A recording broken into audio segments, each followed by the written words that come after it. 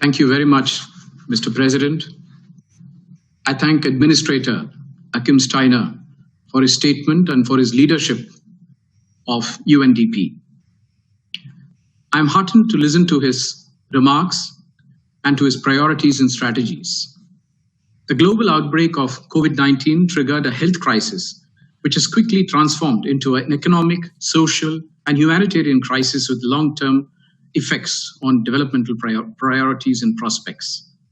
Member states are seized with the impact of the pandemic and are reviewing their developmental priorities and reallocating their dwindling resources. I would like to touch briefly on a few areas.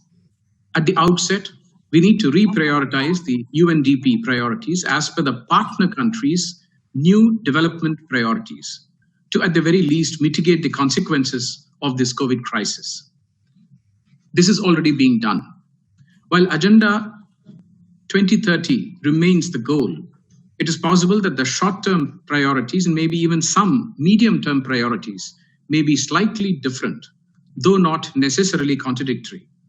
UNDP should be nimble enough to react to these changed immediate set of priorities of partner countries. It is equally important to focus on specific priority areas, since developing countries may be hit in varying degrees depending on their worst affected sectors, for example, tourism. Reprioritizing naturally puts the focus on the health sector as well as social protection. It is also hard to imagine how the world would have coped with such a disruption without the digital tools that we possess today. Hence, technology and digital people-centric solutions should become a critical component of our development paradigm. I note that UNDP is embracing such digital technologies, but we need to promote this in partner countries in a big way.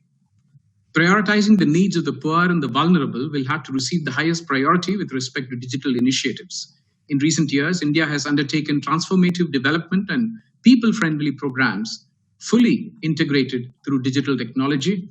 This has come as a blessing during these times, and I thank the administrator for referring this in his statement. The current crisis underlined the need for partnership in leaving no one behind and in prioritizing the needs of the most vulnerable. In this context, India has taken every effort, despite the difficult circumstances at home, to extend its support to our partners around the world, from supply of essential medicines, testing kits, to deployment of rapid response teams to other countries, and to conducting courses from our premier healthcare institution through our flagship ITEC program. India's development partnership is critical to South-South partnership. As one of the largest contributors to UNDP among the developing countries, we take keen interest in the organization's success. I assure you of our steadfast commitment to UNDP in catering to COVID times and beyond to adapt to new development priorities. Thank you, Mr. President.